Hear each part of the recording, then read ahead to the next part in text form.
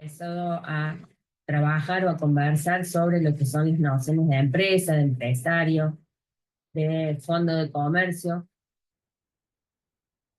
y cómo eso después impacta en adoptar alguna forma jurídica. La empresa no tiene, en principio, desde el punto de vista legislativo, una recepción como noción. Se habla de empresa, se habla de empresario.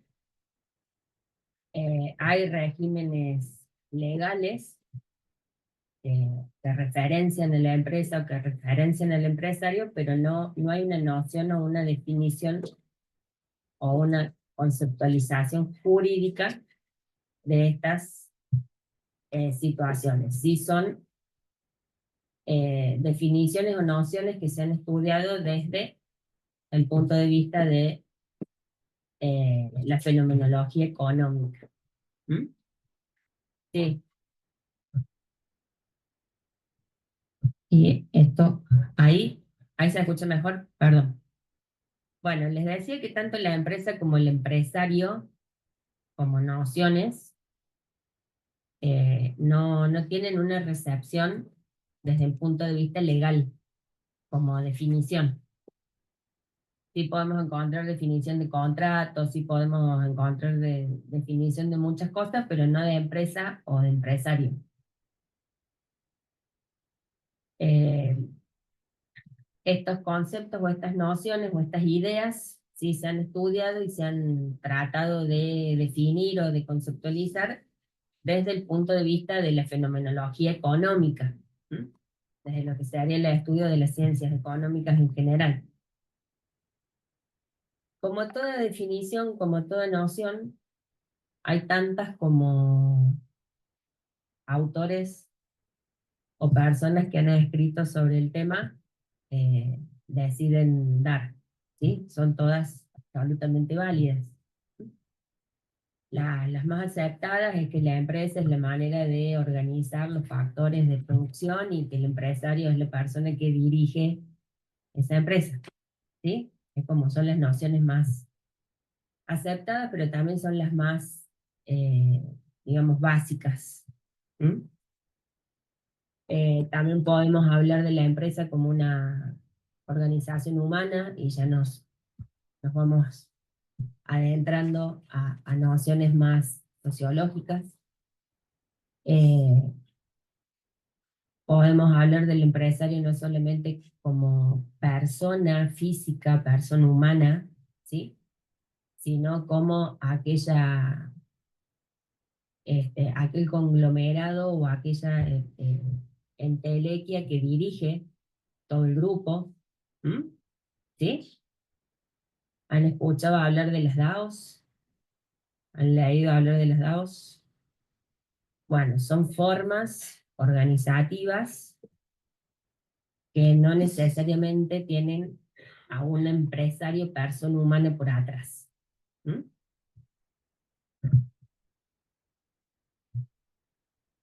¿Mm?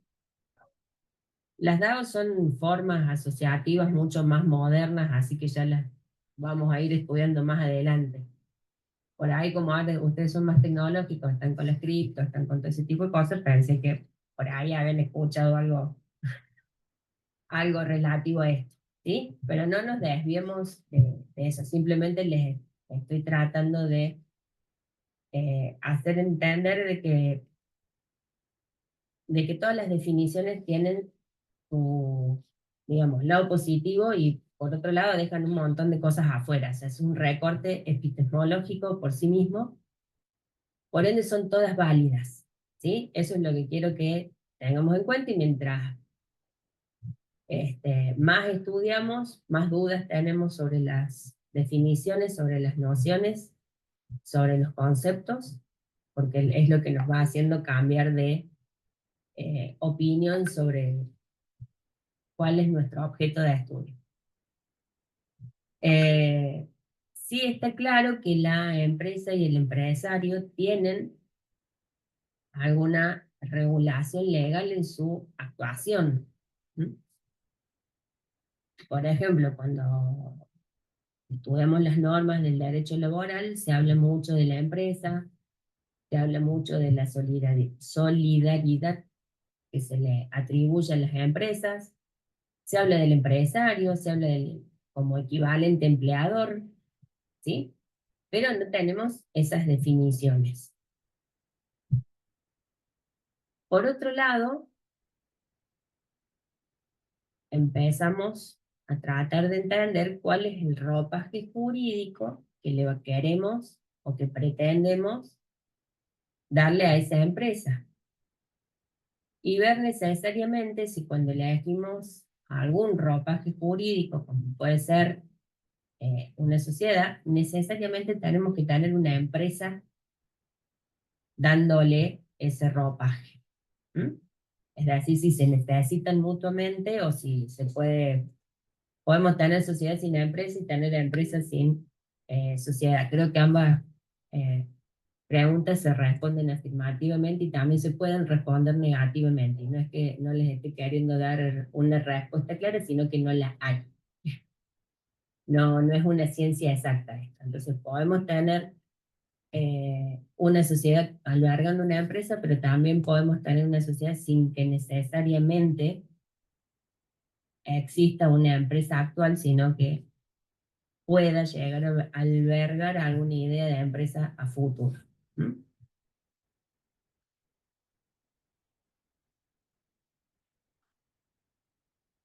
No, no, no, no. Ahí ya entramos en otras cuestiones que son los abusos de las figuras asociativas. ¿Mm? Lo que estoy diciendo es que pueden existir sociedades que se constituyan jurídicamente y que no necesariamente hoy tengamos la empresa funcionando a la que le estamos dando el ropaje jurídico, sino que estemos pensando en armar esa empresa, pero ya desde una determinada figura jurídica. ¿Mm? Lo que ha ocurrido normalmente o el desenvolvimiento normal de los negocios hace que sea al revés, que primero parezca la empresa y con el tiempo y con el crecimiento de esa empresa después necesite un ropaje jurídico porque se lo va pidiendo el mercado y la envergadura de su tamaño, ¿m? De su desenvolvimiento.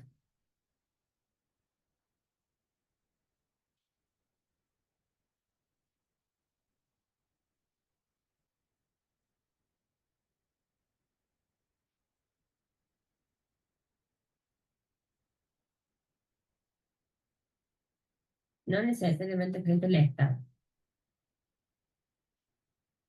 Eh, Cuando el mercado te va exigiendo algo es porque te van limitando determinadas situaciones. Por ejemplo, acceder a un crédito bancario.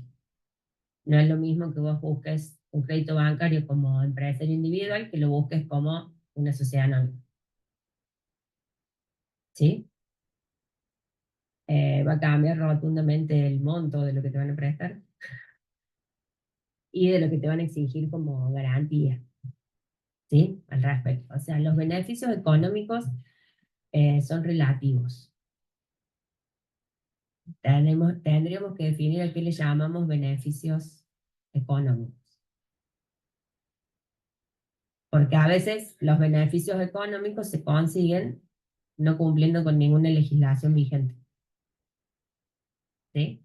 Y eso no significa que esté bien o que sea el camino correcto. O sea, está muchas veces estar fuera del sistema. Y cuando me refiero a regulación jurídica, no solamente me refiero a lo que se harían las leyes más clásicas, sino cualquier tipo de regulación, ¿sí? Cuando uno está fuera del sistema, a veces eso puede ser considerado un beneficio económico, pero también trae sus aparejas, sus consecuencias negativas, ¿no? Así que bueno, en fin. Eh, sí les recomiendo leer esta idea del libro del profe Furcade, ¿sí? Que es lo que tienen como bibliografía básica de la cátedra y, por supuesto, en la parte ya que empezamos con el punto 2 que ya es lo que se comprende o la noción de sociedad comercial, ya ahí sí tener en cuenta el libro del profe Fujimi que está, digamos, más actualizado en ese sentido. ¿Sí? Bueno, eh, creo que acá vimos más o menos que ha quedado medianamente claro que la empresa no tiene esa definición jurídica, por ende no tenemos como un régimen legal aplicable a la empresa. ¿Sí? En sí mismo como identificable, ¿sí? Como de decir, bueno, tenemos un régimen de tal cosa, sí, no. O sea, hay un régimen de, no sé, del contrato de locación, pero no tenemos así eh, regulado el régimen legal de la empresa. Bueno, ¿por qué? Porque la empresa, cuando lo miramos desde el punto de vista jurídico, puede intentar transitar su inclusión o su acercamiento al mundo jurídico desde distintas variantes.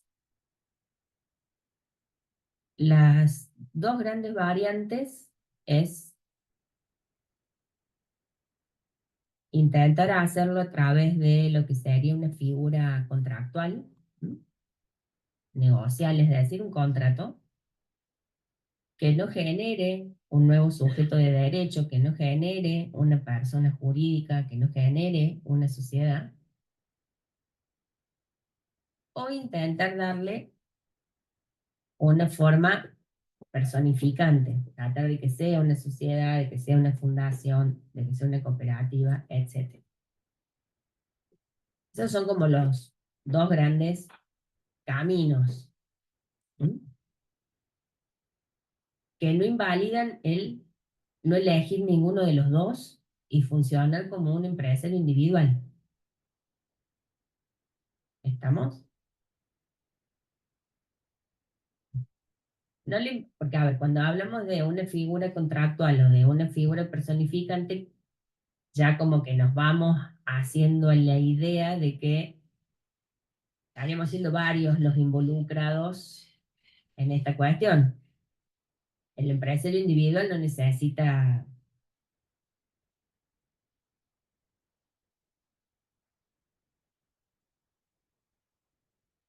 no, son caminos que se eligen.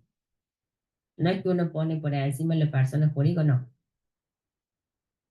Eh, Partimos de la noción, creo todos, de que el empresario es una situación de equivalente a profesional, no es un improvisado, digamos, ¿sí? Eh, la figura del empresario en sí mismo es un ejercicio profesional, estamos de acuerdo en eso, digo. Todos más o menos tienen la misma noción de empresario, que es aquel que organiza eso, pero no lo organiza porque no tiene otra cosa que hacer o porque es su hobby, es un medio de vida, ¿sí? Eh, Al ser su medio de vida, se sobreentiende que que toma esa decisión de ejercer el comercio, de ejercer digamos, llevar adelante una empresa de manera profesional, que para ese ejercicio no se requiera un título universitario, es otra cuestión. ¿Estamos? ¿Sí? Bueno, entonces es una decisión de cómo vos querés llevar adelante tu negocio, tu empresa. Una decisión que se supone está anclada en tu plan de negocio. ¿Sí? Bueno, entonces, esas decisiones que se toman, bueno, vos podés decir, bueno, no, sigo así como empresario individual, sin darle ningún aditamento extra desde lo legal, o decido darle alguna forma jurídica. Y podemos ir por algún tipo de contrato, por ejemplo, las uniones transitorias, Antes se llamaban uniones transitorias de empresa, ahora se llaman uniones transitorias. Bueno, que es un contrato y es una manera de llevar adelante alguna determinada obra que solos no podemos, pero tampoco nos queremos asociar, no queremos formar parte de una sociedad con las otras personas con las que firmamos ese contrato. ¿Mm? Nos unimos momentáneamente para hacer eso. Es decir, nuestro vínculo tiene un está acotado en el tiempo. Terminamos de hacer ese trabajo, esa obra, bueno, listo. Cada uno sigue con su rutina habitual. Ya si estamos pensando en darle una forma jurídica personificante, la persona jurídica tiene una, digamos, está como íncito en ello una voluntad o una, más que voluntad, es como una característica que va a permanecer en el tiempo, ¿sí? No es algo momentáneo. Estamos generando una nueva persona jurídica, una nueva figura asociativa, ¿sí? Entonces, entonces, al generar ese nueva persona, ¿sí? Es como cualquier persona humana, digo, permítame este parangón, es como cualquier persona humana que nace, ¿sí? Cualquier persona humana que nace tiene vocación de vivir largamente, ¿sí? Bueno, más allá después de las vicisitudes que a cada uno le toque. Lo mismo ocurre con las sociedades, tienen esa vocación de permanencia en el tiempo, no es una cuestión temporal, más allá de que le podamos establecer un plazo y que ese plazo puede ser acotado o no en el tiempo, ¿m? Pero nace con esa vocación de permanencia, si las cosas siguen bien, pueden durar mucho más que una persona humana, más allá de que es bastante difícil, pero se puede dar, ¿sí? Bueno. eh, Entonces, esa decisión de negocios es básica. No es lo mismo de decir, no, bueno, yo iré viendo de entablar algún vínculo contractual con determinadas personas según las operaciones o los negocios que vaya a llevar adelante, o de decir, lo voy a hacer desde una figura societaria. ¿Mm? Bueno, si decidimos mantenernos como empresario individual, bueno, estaremos ahí con eso, veremos si se nos aplica el régimen de las MIPYMES, de las pymes, según el tamaño que tenga nuestra empresa, ¿sí? Según la cantidad de empleados, etcétera, todo lo que marca la regulación, y bueno, y ahí iremos transitando. Y si no, veremos si también nos son aplicables en algún punto las normas del Fondo de Comercio. ¿Mm? El Fondo de Comercio, imagínense que la ley esta hace mucho tiempo que está dando vuelta, que es la ley 11.867, o sea, miren el número que tiene, vamos por la 27.000 y pico, creo ya, o más, y, y bueno, y tiene esa, digamos, algunas leyes logran lo que siempre los que estudiamos o que seguimos estudiando eh, derecho aspiramos cuando nos piden o nos permiten participar en algún proyecto de ley, que tenga esa como, no sé, como esa sabiduría de poder leer tan claramente lo que sería la realidad social que permita que esa ley perdure en el tiempo mucho más de lo que normalmente ocurre. No es fácil, no es fácil, pero bueno, esta norma tiene esa, digamos, sabiduría de haber logrado describir esa situación del Fondo de Comercio de una manera que ha permitido que siga vigente y que sigue siendo aplicable. ¿M? Y fíjense lo que nos dice como elementos constitutivos de este Fondo de Comercio. ¿M?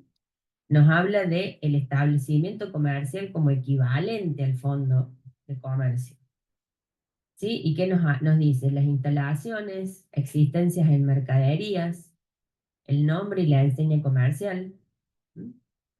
La clientela, el derecho local, las patentes de invención, las marcas de fábricas, los dibujos y modelos industriales, las distinciones honoríficas y todos los demás derechos derivados de la propiedad comercial e industrial o artística. O sea, ha tenido esa fórmula de este artículo 1 de esta ley, esa sabiduría o esa, eh, digamos, o ha sido bendecida con esa capacidad de abstraer los datos de la realidad cotidiana que hacen y que son necesarios para que permanezca vigente por muchísimo tiempo y que todo el mundo no le ponga en discusión a esa noción de fondo de comercio. ¿Mm? ¿Cuál es el único punto en el que ha discutido en algún sentido la doctrina con lo del fondo de comercio? Si el inmueble, que es donde está asentado el establecimiento comercial, forma parte o no del fondo de comercio. ¿Por qué? Porque habla del establecimiento comercial, ¿sí? Pero después no se refiere a, digamos, al local o al espacio físico, habla de las instalaciones. Esa tal vez es la única palabra que ha evolucionado un poco en el tiempo y que este, ahora nos referimos de otras maneras a esas situaciones. O sea, hablaríamos del local, de la sede, del espacio físico, de la fábrica, ¿sí? Entonces, bueno, ahí es donde está un poco la discusión, pero tampoco es una discusión muy fuerte. Casi todos están contestes en que el inmueble forma parte del fondo de comercio cuando está afectado, digamos, a esa situación, ¿sí?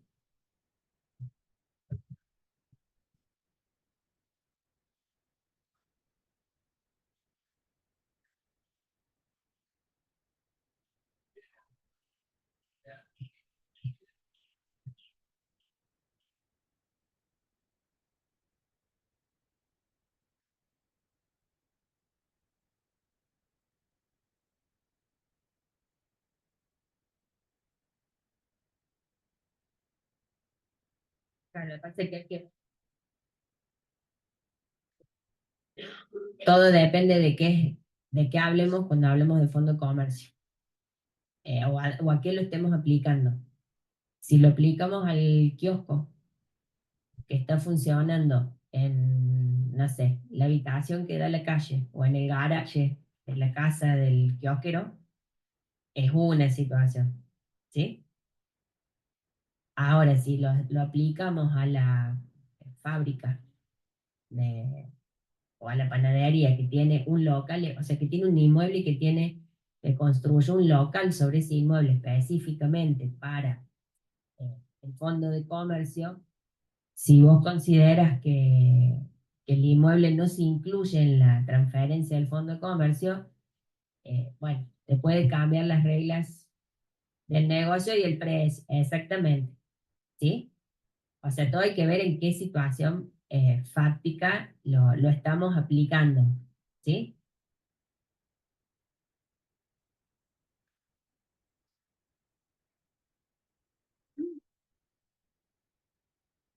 Por eso dije que la única discusión estaba con los inmuebles. ¿Por qué? Porque los fondos de comercio normalmente los que se transfieren son kioscos, librerías, o sea, son más pequeños. O sea, ya cuando, si estás pensando, no sé, en las instalaciones de Arcos, no vamos a estar con la transferencia de fondo de comercio, vamos a tener alguna reorganización societaria incluida en el medio. ¿Sí?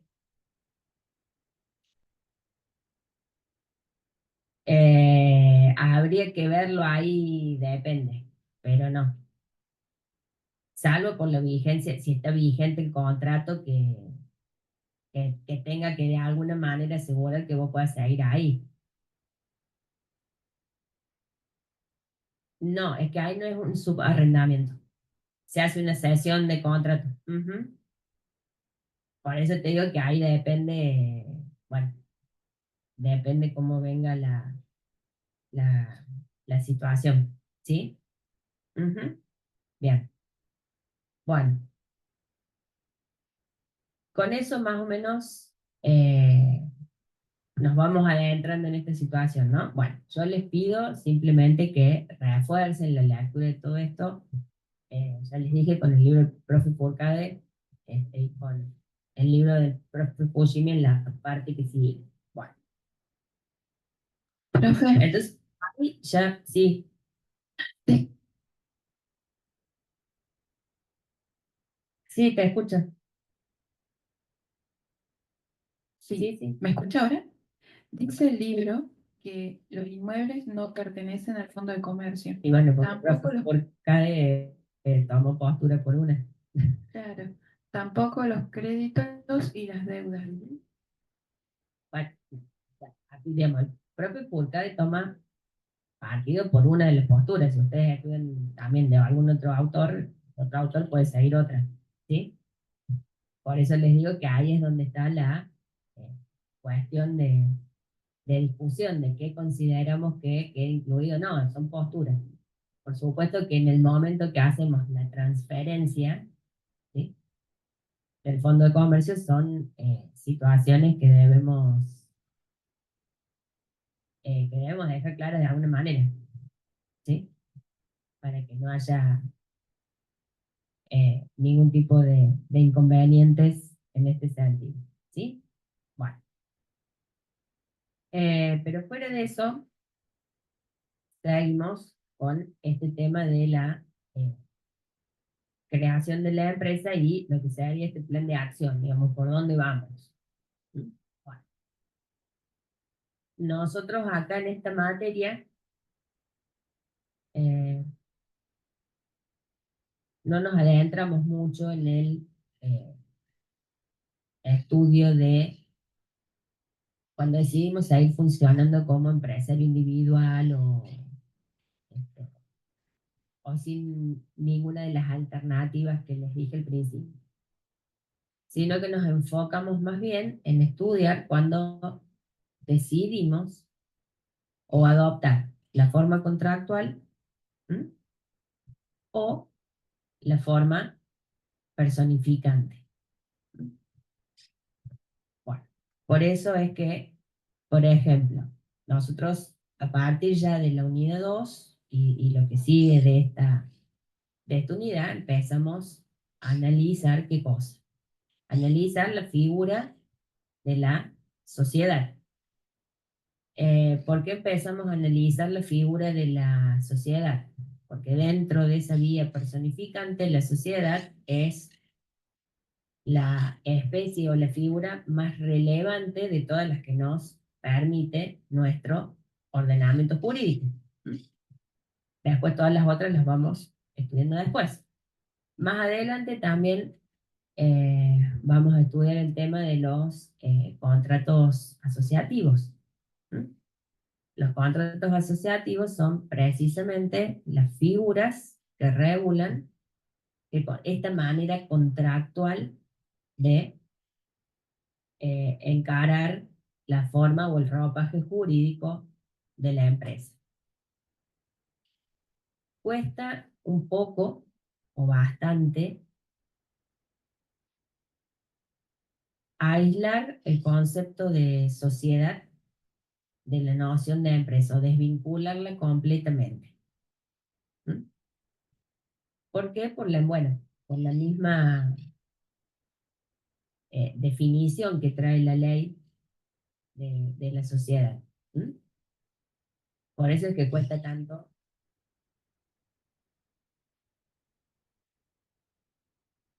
Existen, como digo, posturas, relatos.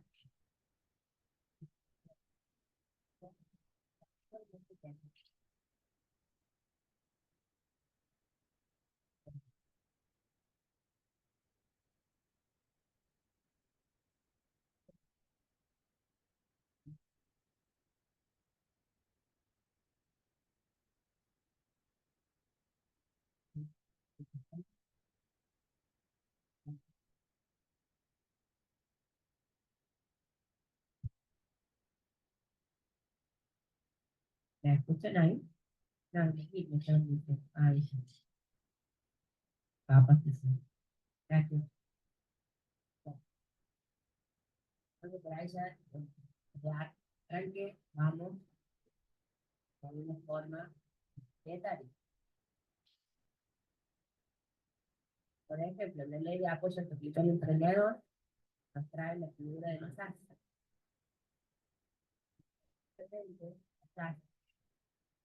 Como tenemos forma el emprendimiento desde el arranque, o sea que a la empresa no le perdemos, se le perdemos ni idea. ¿Tá? Yo como para que digamos, y chicos, si no me escuchan los dormí, no sé qué hacer porque acá no tengo ningún botón. Hola,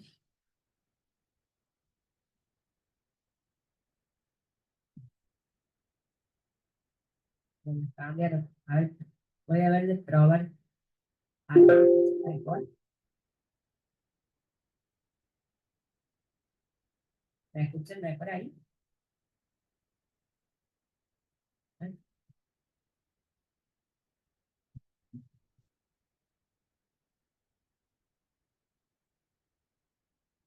Se escucha, ahí como que se escucha mejor, sí. Sí. No sé si se pone. Ay, mejor. Perfecto. Bueno, entonces, eso para que lo vayamos teniendo en cuenta. Bueno, de todas maneras, nosotros para empezar a estudiar qué es una sociedad, primeramente nos vamos a anclar un poco en lo que marca el Código Civil y Comercial respecto de personas jurídicas, porque la sociedad es una persona jurídica. Y fíjense cómo nos define el código a las personas jurídicas en el artículo 141, que nos dice que son todos los entes a los cuales el ordenamiento jurídico les confiere aptitud para adquirir derecho y contraer obligaciones para el cumplimiento de su objeto y los fines de su creación. ¿Mm? Es decir, la persona jurídica no necesariamente, según esta definición, que nos da el 141 del Código Civil y Comercial, necesitaría albergar una empresa, porque no habla de un objeto. O sea que lo que tendremos que tener es una actividad, ¿sí? O tendremos que tener una finalidad, ¿sí? Pero no necesariamente nos aparece en esta definición una idea de organización de los factores de producción o cosas por el estilo, ¿sí? Bueno, en cambio, si nos vamos al artículo 1 de la Ley de Sociedades, ¿qué nos dice? Que habrá sociedad si una o más personas, en forma organizada, conforme a uno de los tipos previstos en esta ley, se obligan a realizar aportes para aplicarlos a la producción o intercambio de bienes o servicios, participando de los beneficios y soportando las pérdidas. Acá es como que nos empieza a aparecer. ¿Mm? Bueno, pero ¿por qué nos empieza a aparecer esta idea de empresa?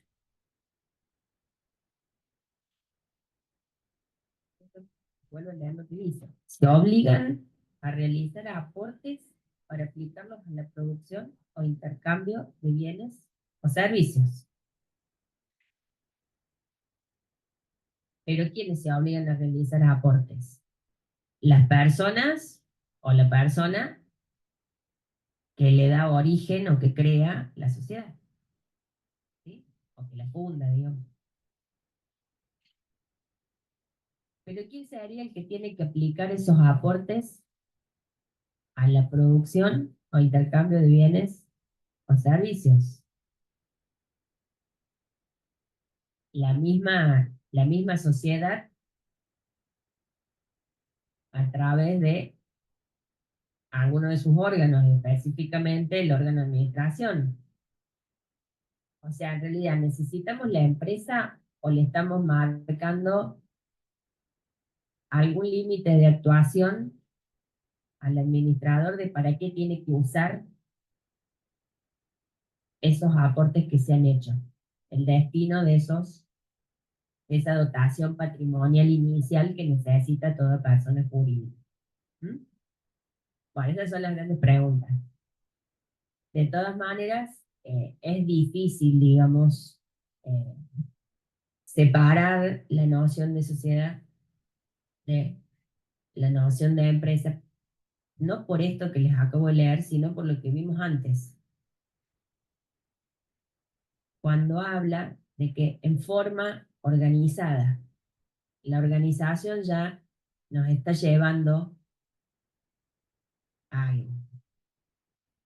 qué es lo que vamos a organizar acá.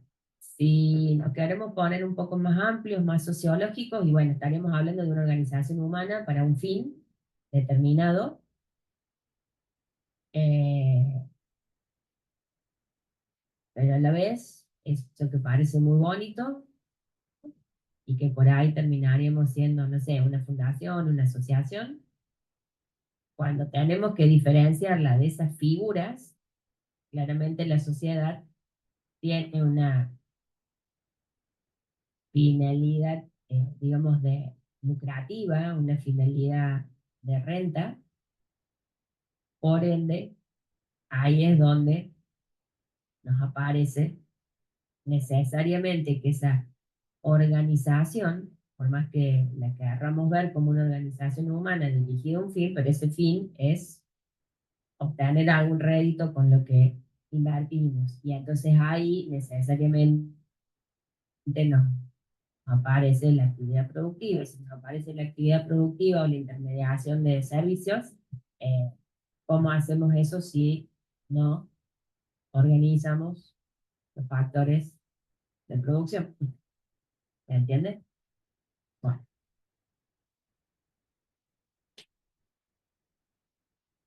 van a encontrar miles de definiciones de sociedad, como van a encontrar miles de definiciones de personas jurídicas.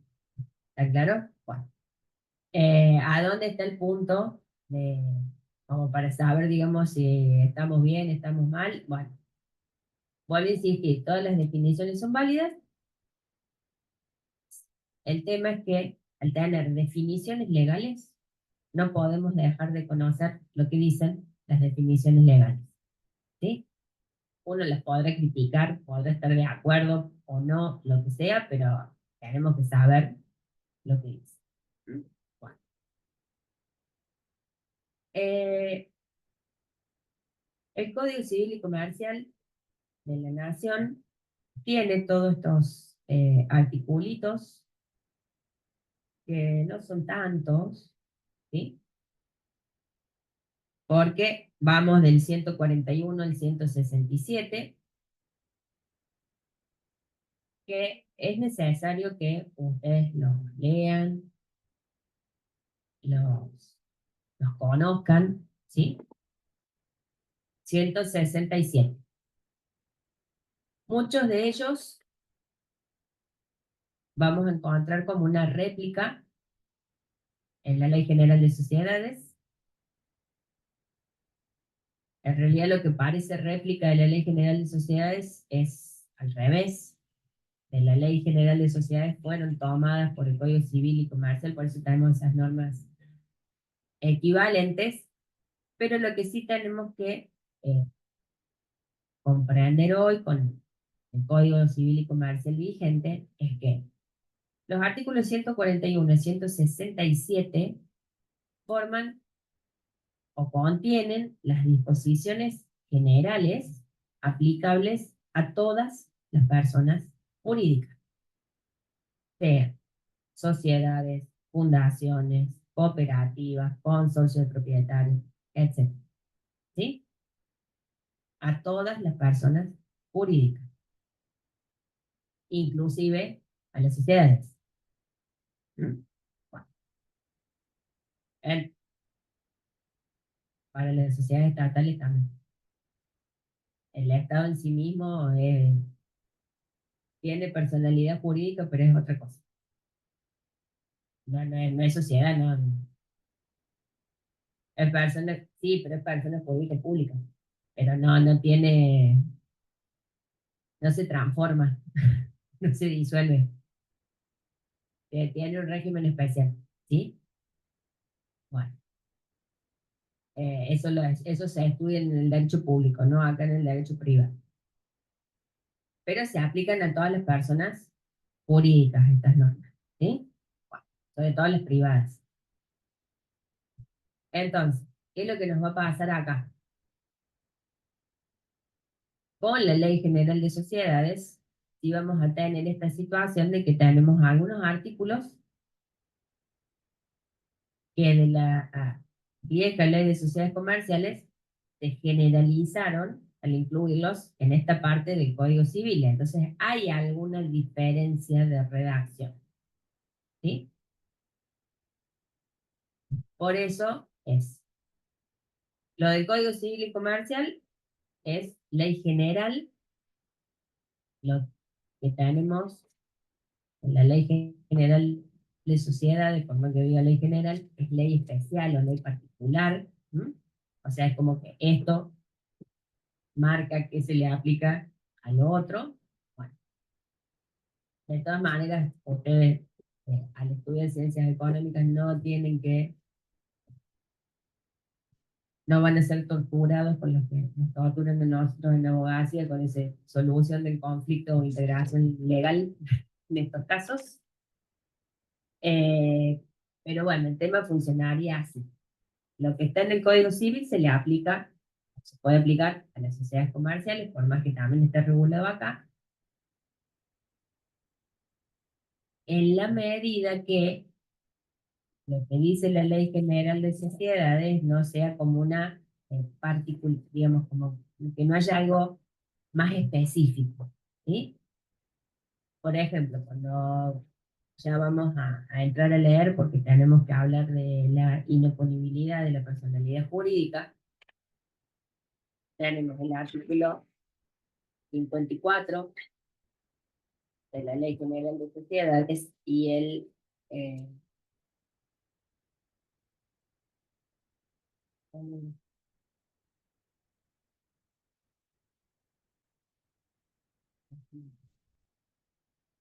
y el 144 del Código Civil y Comercial de la Nación. Y vamos a ver que hay una pequeña diferencia de redacción. ¿Mm? Profe, ¿puede repetir el primer artículo que dijo? El 54. Gracias. Entonces, ¿qué es lo que ocurre? Que cuando lo leemos, este que está general es como más amplio que lo que tenemos en la Ley General de Sociedades. Entonces, en principio, para las sociedades se aplica el 54, ¿m? Y no el 144, ¿está? Pero ¿por qué se incluyó el 144 en el Código Civil y Comercial? Para aplicárselos a las otras personas jurídicas que anteriormente estaba en duda si se aplicaba o no ese instituto. Ejemplo, asociaciones civiles o simples asociaciones, las fundaciones, etc. ¿Sí? Bueno, ¿hasta ahí me siguen? Bueno, entonces, repasando para empezar a ordenar un poco esta parte. Concepto de sociedad. Primero, comprender que es persona jurídica según el 141, que tiene todos esos elementos caracterizantes. ¿M? Es decir, es un ente. ¿M? ¿Y por qué es un ente? Porque es una entelequia, o sea, ahí se considera ente en el sentido de que no es una persona humana. ¿M? es un entelequio, una persona existencial. El ordenamiento le confiere aptitud para contraer derechos y obligaciones, o adquirir derechos y contraer obligaciones. Eso lo vamos a ir estudiando posteriormente, pero si leemos el artículo 1, ¿qué nos dice? Participando de los beneficios y soportando las pérdidas. Participar de los beneficios es adquirir derechos, soportar las pérdidas es contraer obligaciones para el cumplimiento de su objeto y los fines de su creación. Ya dijimos que se dotaba patrimonialmente a la sociedad. ¿Para qué? Para aplicar esos aportes a la producción o intercambio de bienes o servicios. Entonces ahí estaríamos cumpliendo el objeto y los fines de la creación. ¿Sí? Digo, como para que vayamos entendiendo por qué esto se aplica a esta noción de sociedad también. Bueno, y que no están en contradicción, sino que se van mejorando. Bueno, esta sería nuestra caracterización de lo que podremos entender como la sociedad como persona jurídica. ¿Qué otros caracteres no compartimos o no se comparten entre el 141 y el que se requiere una o más personas?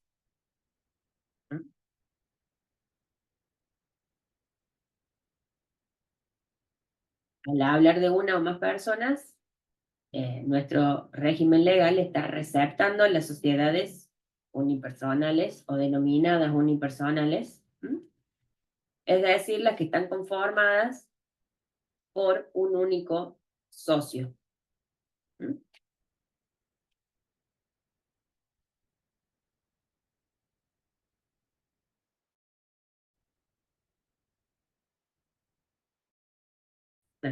La persona jurídica por la cantidad de miembros la define por un entelequia, la define con sus elementos formales y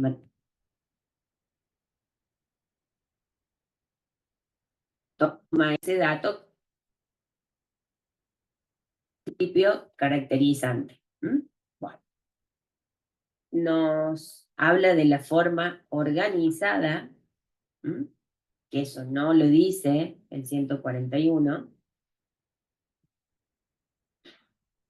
y nos habla también este artículo 1 conforme a los tipos previstos en esta ley, introduciéndonos el principio de tipicidad societaria.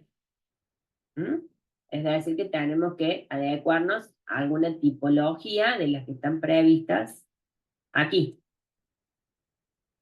¿Sí? Son conceptos que los vamos a seguir desarrollando en las próximas unidades, así que no, calma si algo queda medio. Claro, legalmente. Bueno,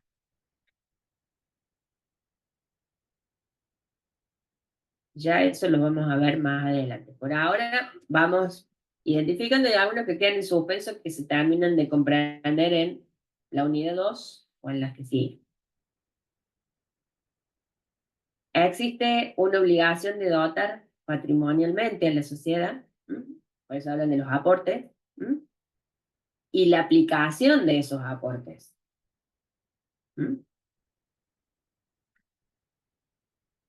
¿A qué? A esta cuestión de la producción o intercambio de bienes o servicios. Y, bueno, participando en los beneficios y soportando las pérdidas, ya lo vimos que era esto de contraer, adquirir derechos y contraer obligaciones.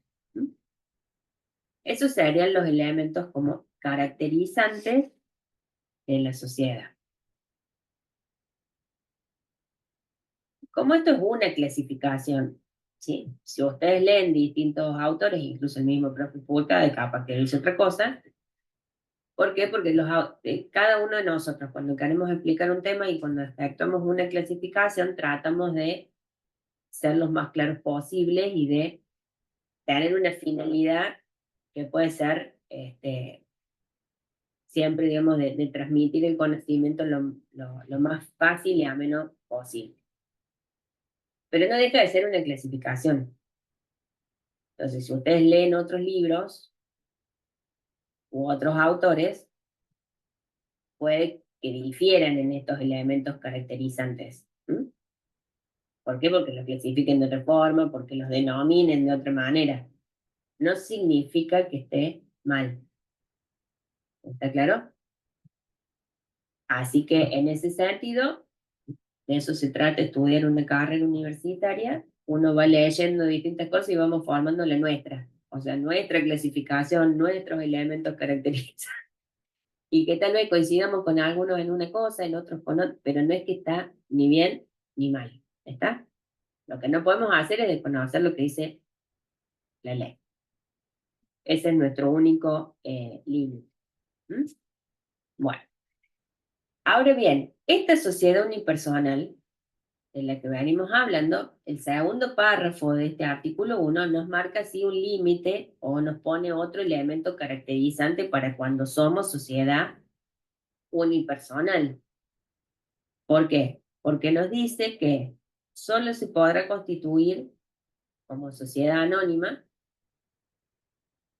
y que la sociedad unipersonal no puede constituirse por una sociedad unipersonal. Es decir, que cuando hay un solo socio generando, o una sola persona humana generando una sociedad, ¿sí?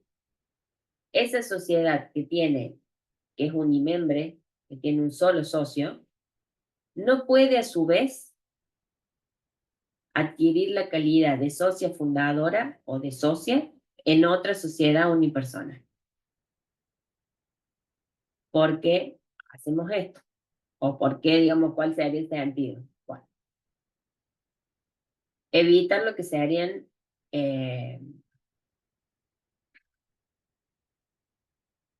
generación de patrimonios ficticios.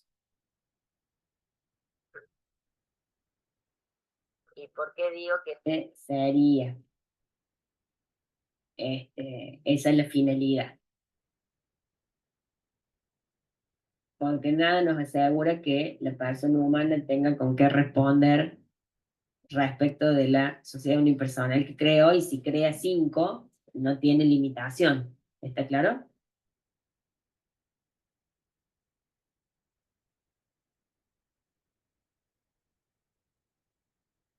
¿Se entiende? Bueno, ¿por qué? Se trata de evitar esa cadena de sociedades unipersonales como la sociedad A como socia fundadora de la sociedad B y la sociedad B como socia fundadora de la sociedad C, porque se piensa que de esa forma estaríamos generando apariencia de patrimonios o apariencia de suficiencias patrimoniales. Bueno, vuelvo a insistir, es muy relativo. Es una postura y es una idea acerca de esto, de esta situación. Yo la comparto, pero creo que no alcanza.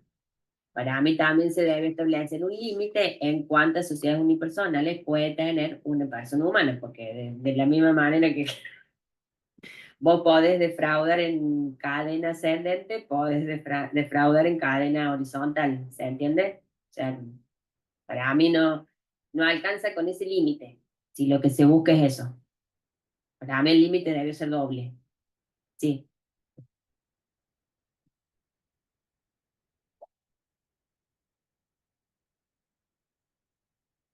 ¿Ante quién?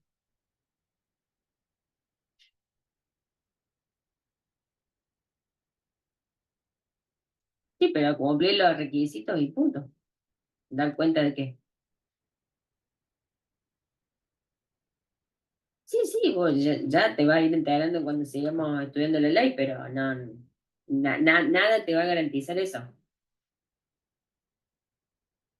Nada te va a garantizar eso. ¿Mm? Como tampoco nada garantiza que sociedades conformadas por varios socios, al crear otras sociedades de las cuales la sociedad sea socia fundadora, tengan mejor situación patrimonial que esto. ¿Sí? O sea, si lo que se busca evitar era eso, a mí no me gusta como en lo personal, porque creo que no cumple con su objetivo. Si ese era el objetivo a tener en cuenta, no se cumple. ¿Está? Es como que uno va poniendo trabas para que no se pueda hacer esto, no se pueda hacer aquello, pero no sé si el objetivo en definitiva se cumple o solo eh, se buscan otros caminos que tampoco garantizan la suficiencia patrimonial en ese sentido. ¿Sí? Pero bueno, también lo marca la ley, o sea que me guste o no, es lo que podemos o lo que tenemos que estudiar. ¿Sí? Bueno, ¿qué es la otra parte que se le criticó a este segundo párrafo del artículo 1? Que solo fuera sociedad anónima. ¿Sí? Eh, bueno, por eso la sociedad anónima unipersonal, desde el año 2015 hasta que se aprobó la ley del capital emprendedor, como que no tuvo mucha utilización, ¿sí? Sí sirvió para eh, solucionar o darle una cierta transparencia a situaciones y varias sociedades que optaban las formas de sociedades anónimas y que por ahí necesitaban tener algún socio figurativo para poder cumplir con la ley que exigía un mínimo de 2 socios. ¿M? Lo que eran denominadas sociedades de cómodo, ¿m? Donde uno tenía el 99,99% y el otro socio tenía el 0,01. Uno simplemente para generar una sociedad unipersonal en nuestro ordenamiento. Entonces, esas situaciones sí se regularizaron con la entrada en vigencia del Código Civil y Comercial, pero no tuvo el auge esa sociedad unipersonal de facilitar otro tipo de emprendimientos o de nuevas conformaciones de negocios como una solución, porque al imponerle el peso jurídico y fiscal de una sociedad anónima, se le entró todo, ¿sí? Eso recién se logra superar cuando se transfiere al capital emprendedor y aparece y irrumpe la sociedad por acciones simplificada, porque bueno, es más parecido a una sociedad de responsabilidad limitada en su funcionamiento y en su peso jurídico y fiscal. Entonces es como que facilitó mucho más. Que se genera un nuevo tipo societario que es la SAS. Entonces, bueno, ahí empezó a tener auge y empezamos a ver muchas más sociedades unipersonales. Bueno, las SAS también reciben sus críticas, como todo.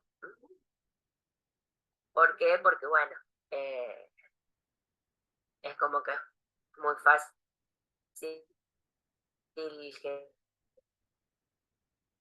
generarlas,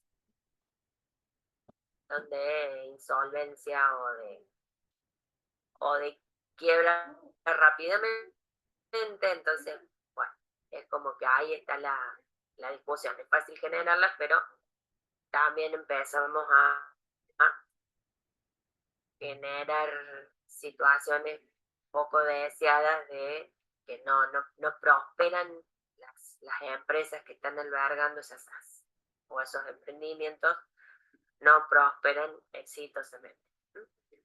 Yo no creo que sea culpa de la tipología societaria, sino creo que es algo de lo que hace a nuestra idiosincrasia nacional, donde creo que no somos conscientes de lo que nos ayuda o lo que nos ayudaría adoptar una, no sé, como un compromiso más profesional cuando nos dedicamos a hacer negocios. ¿Mm? Es decir, tener un plan de negocio, yo sé que no es la solución. Parece la receta mágica, pero sé que no lo es. ¿Sí? Pero ¿qué es lo que a qué sí nos ayuda tratar de escribir o de tener armado un plan de negocios, un buen plan de gestión, un buen plan de administración de cualquier emprendimiento? A darnos cuenta que tenemos que prestar atención, a darnos cuenta de todo lo que implica lo que estamos queriendo hacer. Y no decir, bueno, sí, vamos, armémosle esa, no sé, nos pongamos a vender ropa, qué sé yo, después vemos, compramos zapatillas, lo que sea, y en el medio 50 cosas que se nos pasaron por alto. Es por eso digo, no es la receta mágica, no es que en el país que vivimos, ya está. Bueno, tampoco es que solo pasa acá.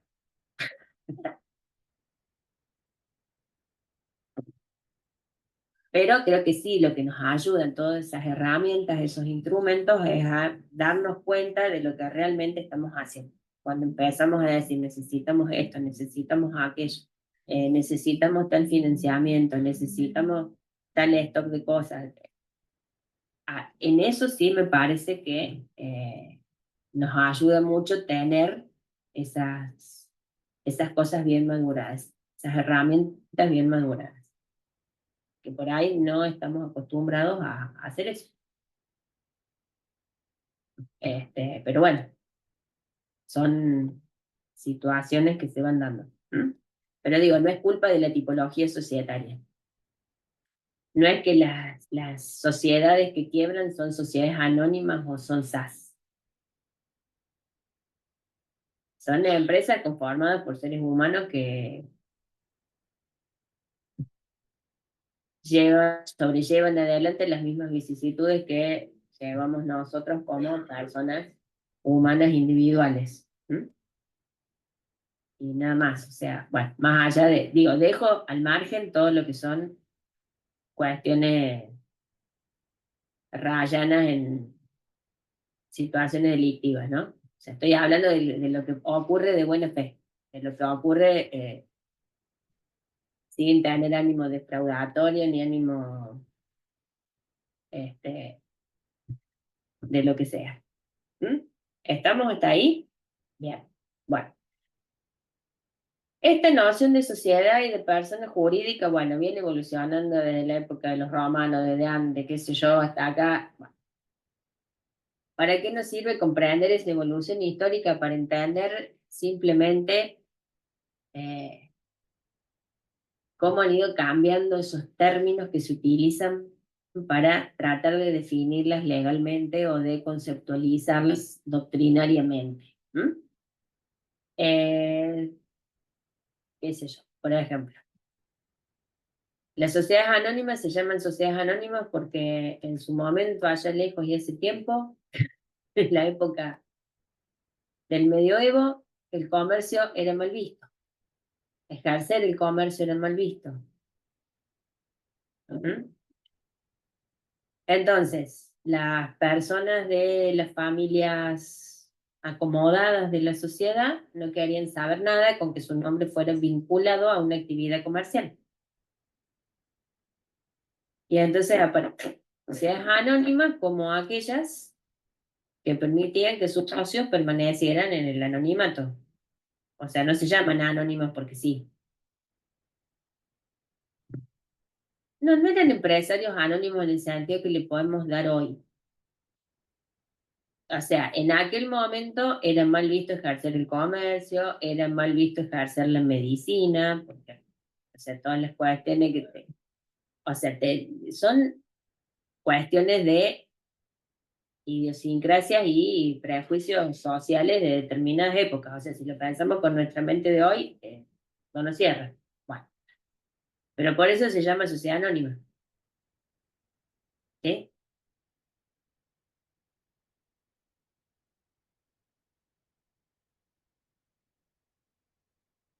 Bueno, pero siempre pasa y siempre los prejuicios existen, o sea que está en uno plegarse o no plegarse a eso. Pero bueno, me refiero a esta evolución histórica de las nociones y de las tipologías. ¿M? Para eso nos sirve, para comprender por qué terminamos con determinados nombres o con determinadas regulaciones de alguno de los institutos. ¿Está? Por eso es importante conocerlo, pero digo, no es que nos va a cambiar radicalmente nuestro conocimiento de las sociedades actuales, sino es comprender por qué se empezaron a llamar de esa manera, o las sociedades en comándita simple o por acciones que también tenían como su raigambre histórica y por eso permanecen como regulación, ¿sí? Más allá tal vez sea hora de que revisemos un poco las tipologías que tenemos en nuestro derecho respecto a las sociedades y tomemos una decisión de decir, bueno, en vez de tener 8 tipologías societarias o 7, nos hacen falta tener 3, porque eso es lo que nos va a permitir albergar o darle ropaje jurídico a las empresas que realmente funcionan o que las necesidades que tienen los ciudadanos de nuestro país, ¿sí? Pero bueno, eh, es así, también pasa en el mundo que se recepciona. Así que para eso es que nos sirve.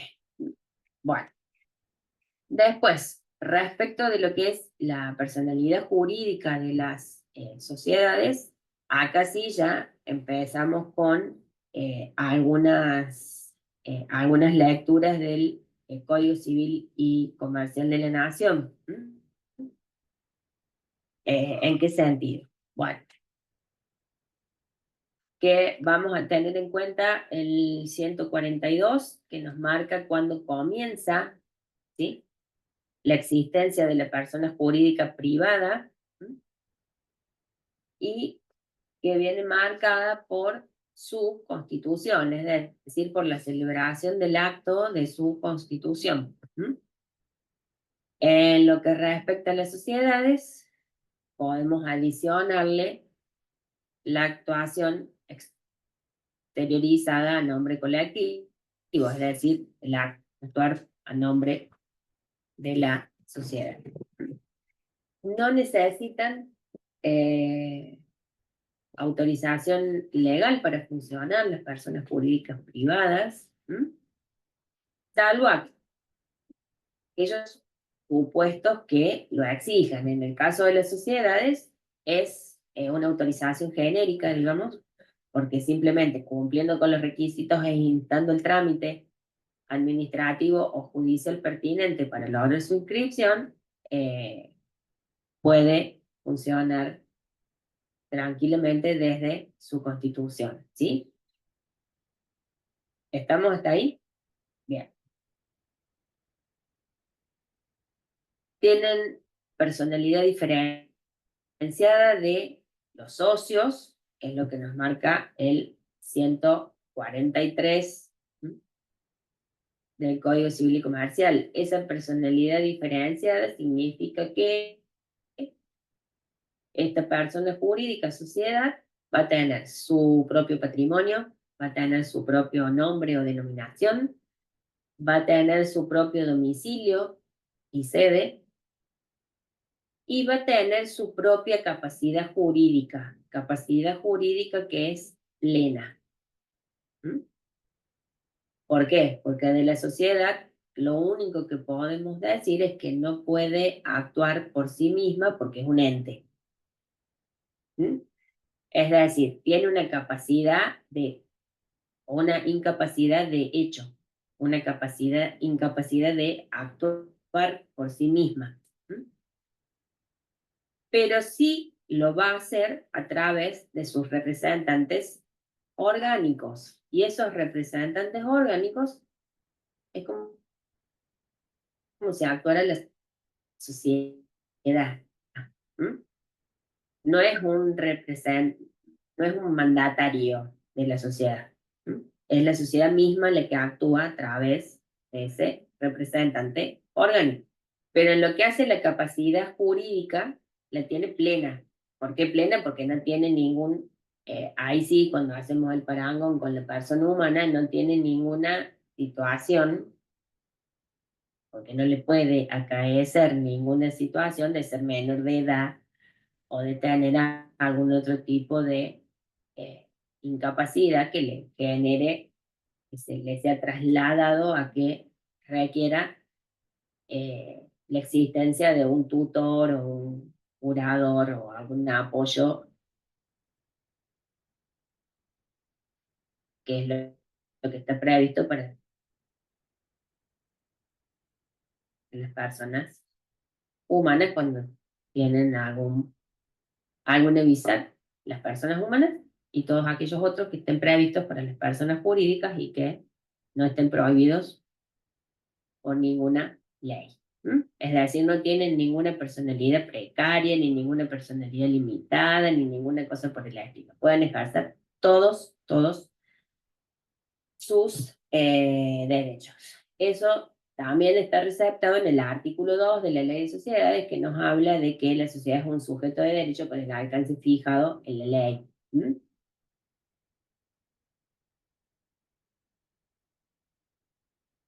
Ujú, sí.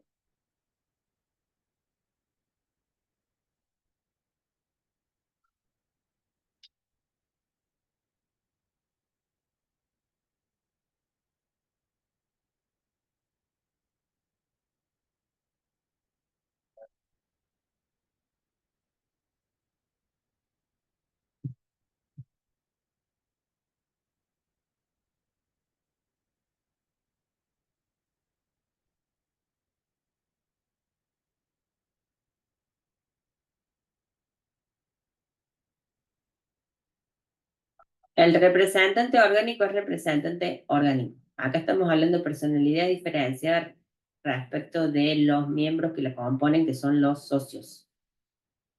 ¿Sí? Eso tiene su respuesta, pero no es tema de aquí porque no estamos hablando de los representantes. Acá estamos hablando de que tiene una personalidad diferenciada respecto de sus miembros fundadores. ¿Mm? Por eso es que se diferencian los patrimonios, y esto no es menor, porque esa personalidad diferenciada y ese comienzo de la existencia desde la Constitución, sumada a la actuación exteriorizada en nombre colectivo, trae aparejada esa división patrimonial que es consecuencia de la persona que hace el socio a, o el miembro, la dotación patrimonial que para la persona jurídica o para la sociedad sale de su patrimonio e ingresa al patrimonio de la sociedad.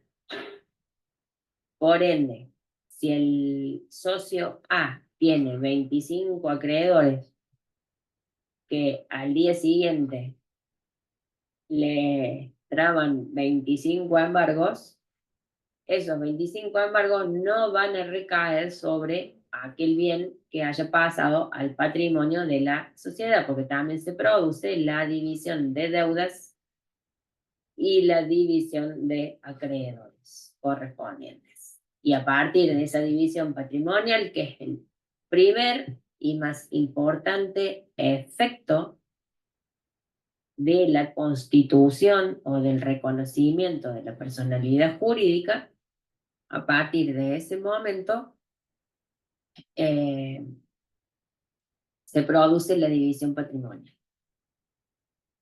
Y entonces son patrimonios estancos. Existen mecanismos para, digamos, hacer como un puente entre esos patrimonios, sí, pero se tienen que dar determinados supuestos, que no son los generales. ¿Mm?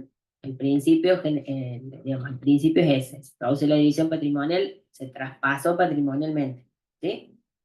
Digo, como para que lo vean con otro ejemplo práctico. Si estamos comprando y vendiendo una casa, ¿sí? En el momento en que el comprador firma el boleto de compra-venta a favor del vendedor, perdón, el vendedor a favor del comprador, se produjo el traspaso patrimonial, ¿sí? Que eso después, no sé, qué sé yo, si no se alcanzó a inscribir, porque los escribanos, que el informe, que la no sé qué, que pasan 15 días, que entró el embargo, que no sé qué, pero si entró el embargo, se firmó el boleto de compra-venta, el vendedor lo tiene que resarcir al comprador, porque ya se, se produjo el traspaso. ¿Se entiende? Bueno, entonces acá es más o menos lo mismo. Una vez que se produce el acto de aporte, se constituye la persona, se produce la división patrimonial y no hay vuelta atrás. No es que se puede deshacer la operación. ¿Sí? ¿Estamos hasta ahí? Bien. Después, este reconocimiento de la personalidad jurídica trae aparejado que, ¿cómo vamos a hacer para saber que estamos frente a esa persona jurídica para poder reconocerla? Bueno, la vamos a reconocer a través de sus atributos, y ahí nos vamos al 151, 152, 153, 154. ¿Mm? Bueno, del Código Civil y Comercial. Después tenemos dos situaciones que están relacionadas con los artículos 155 y 156, que técnicamente no son ni atributos ni efectos de la personalidad jurídica, pero que el código los incluye en el mismo parágrafo que habla de atributos y efectos. Bueno, los atributos son aquellos elementos que nos van a permitir reconocer la personalidad jurídica de la sociedad o de la fundación o de lo que sea. ¿Por qué? Porque son aquellos elementos que eh, nos permiten identificarla en el mundo real. Por eso tenemos el tema del nombre o denominación, el domicilio y el patrimonio. Y por supuesto, la capacidad para adquirir derecho y contraer obligación. La duración y el objeto, vuelvo a insistir, para mí no son ni atributos ni efectos de esa personalidad jurídica, sino que son elementos necesarios de la persona jurídica. Para decirlo, sí. Y la duración.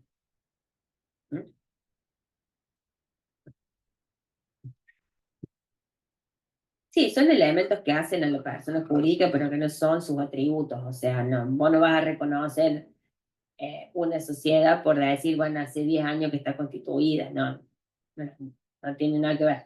Necesitas que estén las otras cosas para decir que está esa sociedad. Bueno, ¿estamos hasta ahí? Bueno. Y después nos viene esta cuestión de la inoponibilidad de la persona jurídica, y con este tema cerramos la clase de hoy y seguimos el lunes. Bueno, en el de código es el 144 y en la Ley General de Sociedades estamos con el 54. Bueno, a ver, ¿qué es lo que nos plantean estos artículos? Hay, hay algunas situaciones que se dan cuando recurrimos al uso de estos institutos jurídicos.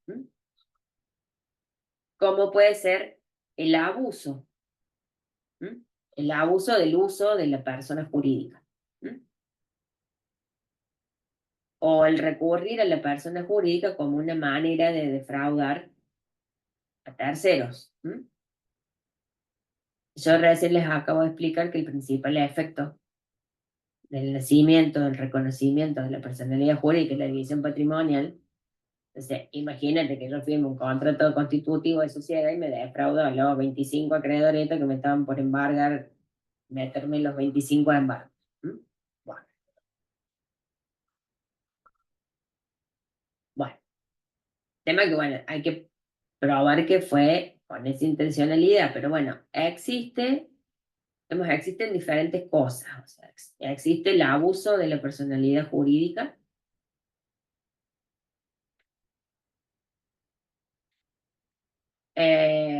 existe el uso antifuncional de la persona jurídica. ¿Cómo sería el uso antifuncional? Digamos, generamos la persona jurídica, no sé, eh, para hacer una panadería y resulta que después vendemos escones o cositas de otro tipo. ¿Mm? Claro. ¿Mm?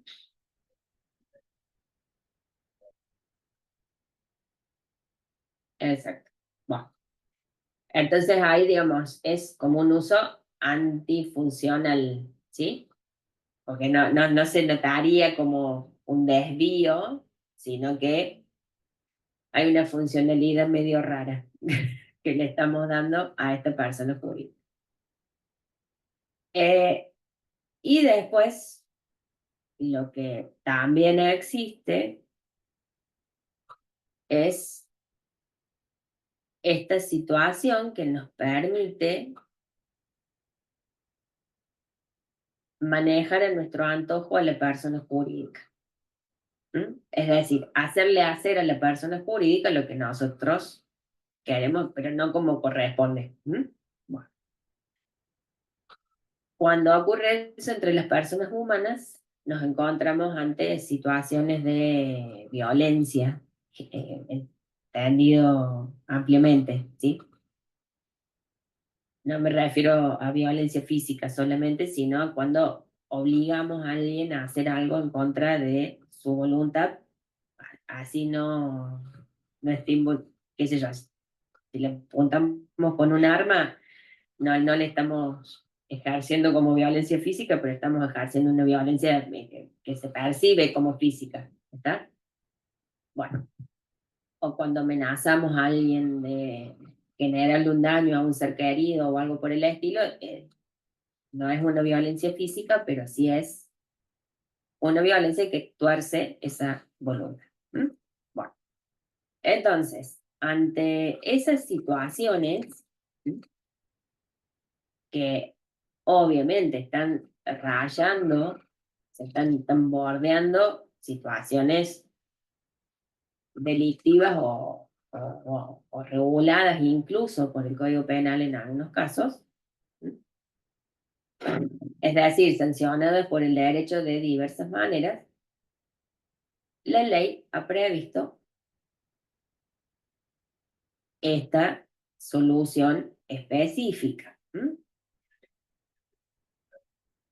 Si no necesariamente, pero sí, es algo parecido. Bueno, ¿y qué es lo que nos marca? Vamos a leer primero el 144 del Código Civil y Comercial, que nos dice, la actuación que esté destinada a la consecución de fines ajenos a la persona jurídica constituya un recurso para violar la ley, el orden público o la buena fe, o para frustrar derechos de cualquier persona, se imputa a quienes, a títulos de socios, asociados, miembros o controlantes directos o indirectos, la hicieron posible, quienes responderán solidaria e ilimitadamente por los perjuicios causados. Lo dispuesto se aplica sin afectar los derechos de los terceros de buena fe y sin perjuicio de las responsabilidades personales de que puedan ser pasibles los participantes en los hechos por los perjuicios causados. Bueno, Entonces, ¿qué tenemos acá en el 144? Una actuación de la persona jurídica o de la sociedad que persigue la consecución de fines ajenos, ¿m? Con esta como desviación funcional de la que hablábamos. ¿M? Constituye un recurso para violar la ley. Constituimos la sociedad para violar flagrantemente el régimen sucesorio que establece nuestro ordenamiento. ¿M? Y entonces afectamos la legítima que le corresponde a los herederos forzosos y necesarios. ¿M? Bueno, como lo hacemos en vida, solo lo sabremos posteriormente. ¿M? Bueno, pero puede ser. O para sustraer bienes que le corresponderían a la sociedad conyugal. ¿M? Bueno, la ley, el orden público o la buena fe. O para frustrar derechos de cualquier persona, lo que yo les decía de los acreedores, como sé que me están por embargar, listo, armo la sociedad, entonces bueno, a otra cosa. Se imputa, es decir, las consecuencias derivadas de esa actuación, que en principio sería la sociedad la que los está haciendo, se le van a imputar a quienes. A título, exactamente, a quienes han actuado a títulos de socios, asociados, miembros o controlantes directos o indirectos. Los controlantes, directos o indirectos, son estos que ejercen ese tipo de violencia interna. ¿Sí? Bueno. Y se los imputa a ellos, pero van a responder solidaria e ilimitadamente por los perjuicios causados. ¿Quiénes? Todos ellos, sí. Pero la sociedad se libera. No necesariamente. No es que la sociedad se libera de responder,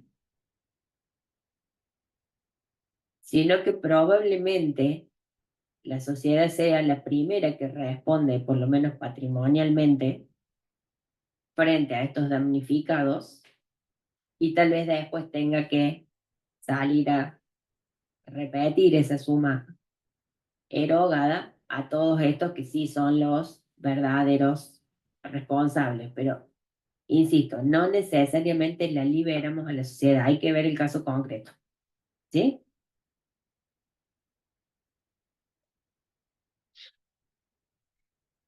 Bueno, porque ¿qué ocurre?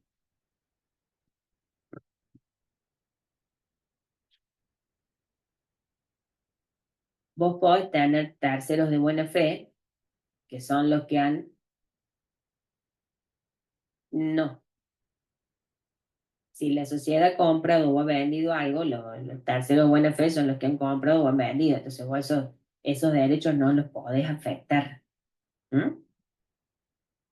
En tal caso, será algo más de lo que tiene que dar cuenta quienes, los que han participado personalmente en esos hechos causados. ¿M?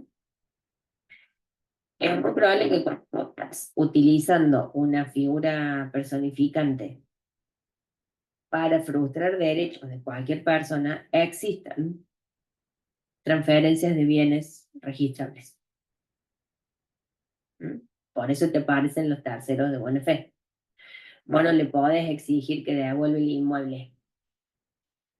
Lo que sí le vas a tener que exigir al que hizo el traspaso es que te reponga el valor del inmueble, con los daños, perjuicios, etcétera, pero por eso es que no se afectan los derechos de terceros. ¿Mm?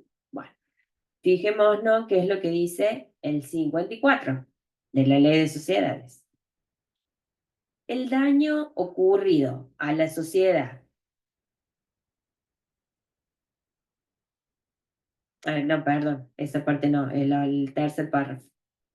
La actuación de la sociedad que encubra la consecución de fines extrasocietarios constituye un mero recurso para violar la ley, el orden público o la buena fe, o para frustrar derechos de terceros, se imputará directamente a los socios o a los controlantes que le hicieron posible, quienes responderán solidaria e ilimitadamente por los perjuicios causados.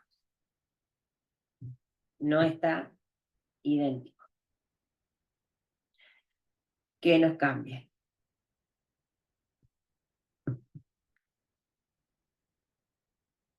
Nos habla de encubre la consecución de fines extrasocietarios.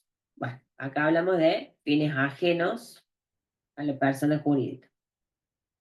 Lo de constituye el mero recurso para la ley está exactamente igual. Acá habla para frustrar derechos de terceros. El código habla frustrar derechos de cualquier persona. ¿Mm? Cuando hablamos frustrar derechos de terceros, parecería que los derechos de los mismos socios no serían terceros. O sea, hay que verlo ahí. Bueno, se imputará directamente a los socios o a los controlantes que le hicieron posible. El 144 nos habla de socios, asociados, miembros o controlantes directos o indirectos. Es más amplio, incluye a más personas. ¿Mm? La de La ley general de sociedades es como más acotada, ¿m? O más ambigua. ¿M? Es que en realidad no son contradictorias. El tema va a estar, la discusión va a estar cuando vos quieras, si vos querés incluir acá, cuando te habla de los controlantes, cuando quieras incluir un controlante indirecto. Ujú. Bueno, ¿estamos? Entonces, ¿qué es lo que ocurre aquí? Existe la sociedad, la persona jurídica es inoponible, o sea, inoponible entendido como que la sociedad no se le pudiera, eh, no se pudiera hacer valer esa personalidad diferenciada frente a ese tercero. No, no es eso lo que ocurre. Lo que ocurre es que hay una extensión de responsabilidad que beneficia a ese tercero perjudicado, porque no solamente va, es decir, no se desconoce la personalidad jurídica diferenciada de la sociedad en este supuesto, ¿m? Sino que se adiciona la responsabilidad de quienes efectivamente le hicieron hacer a la sociedad algo que no estaba bien. Pero no estamos desconociendo la personalidad jurídica de la sociedad en ese caso. ¿M? ¿Qué ocurre? ¿Por qué se denomina así este instituto? Porque ha venido de eh, las situaciones similares que se han dado en el derecho extranjero y cómo se le ha denominado allí. ¿Mm? Porque básicamente si nosotros fuéramos técnicos, si quisiéramos decir que la persona jurídica no es oponible, estaríamos diciendo que es como si la sociedad no existiera. ¿Sí? Entonces, si la sociedad no existiera, no existiría una división patrimonial, no existirían un montón de cosas. Y eso no lo podemos decir.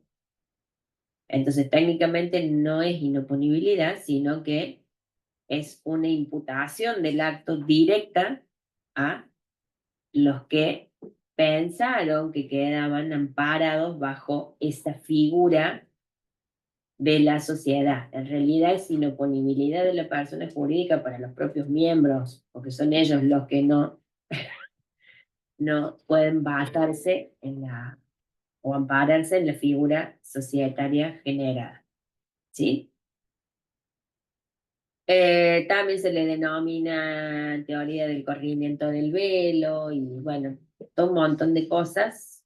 eh, pero que básicamente funcionan de la misma manera, por lo menos acá en nuestro derecho, que lo que tenemos es eso. Lo que sí recuerden que no necesariamente implica que la sociedad no tenga que responder, ¿sí?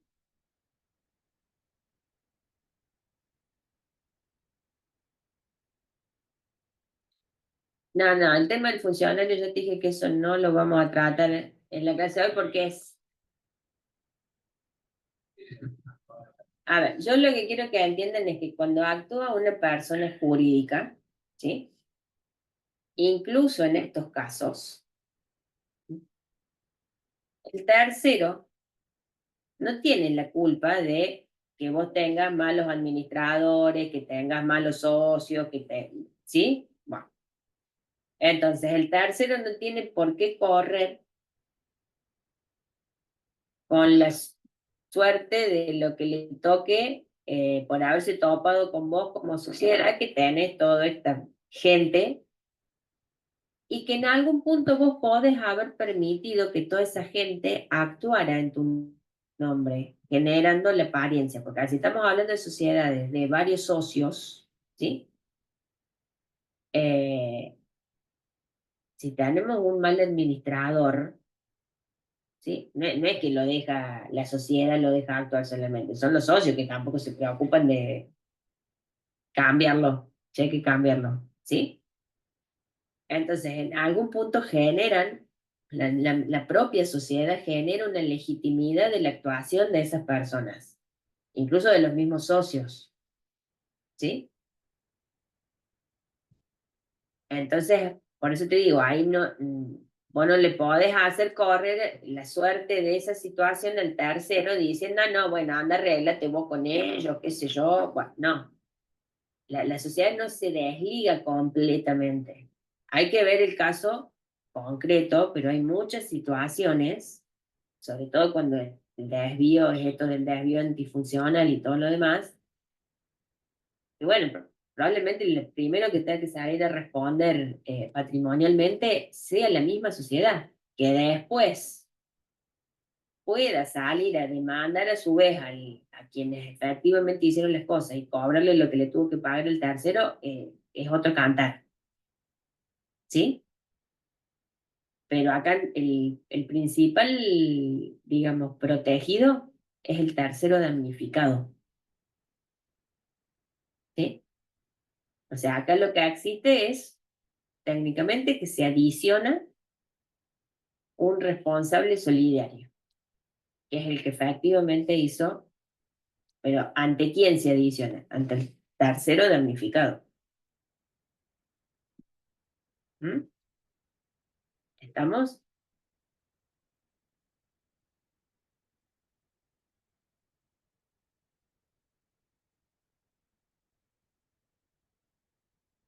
Y porque, por ejemplo, si tenés un administrador que ha hecho un acto que frustra el derecho de alguien, no sé, que ven, supone que teníamos un contrato de suministro de exclusividad firmado con fulano de tal. Y resulta que yo después agarro y digo que no sé, que ahora vamos a funcionar regionalmente y no sé qué historia y no sé qué cosa y firme con otro, pero es porque, no sé, porque no lo aguanto más al proveedor que tenía. Pero le estoy frustrando sus derechos porque tenemos un contrato de exclusividad, ¿me entendés? Exactamente. Y bueno, entonces la sociedad que se puede desligar frente a él de reconocerlo, no. Muy probablemente la sociedad tenga que salir, gatillar los daños y perjuicios y después repetírselos a su propio administrador. ¿Está? En concreto. Es decir, la sociedad no necesariamente se libera de responsabilidad. Hay que ver el caso concreto. ¿Mm? No quiere decir que siempre va a responder la sociedad. Quiere decir que no necesariamente se libera, que es distinto. Exacto, exactamente. O si lo haces extrajudicialmente, claro. A ver, si sos una sociedad muy reconocida, y te toca un administrador medio el descrédito que podés llegar a tener si eso sale en los diarios, pero a ver, no es que vos estarías pagando mal, ¿me entendés? Si vamos al caso. Terminas pagando, pero porque no querés que te lo diga un juez, sino porque vos decís, no, yo lo pago y después me arreglo con este y le cobro lo que sea. ¿Me entendés? Pero, o sea, a eso voy con que no necesariamente se libera, porque en algún punto, a veces, no todos los casos son exactamente iguales, de graves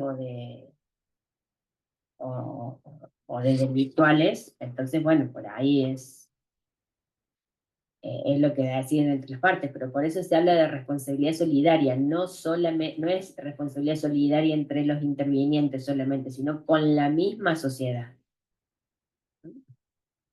Así que bueno, vamos a dejar ahí, chicos, y la clase que viene terminamos con la uno y probablemente arranquemos con la 2. Nos vemos el lunes, yo también vengo a darles clases el lunes.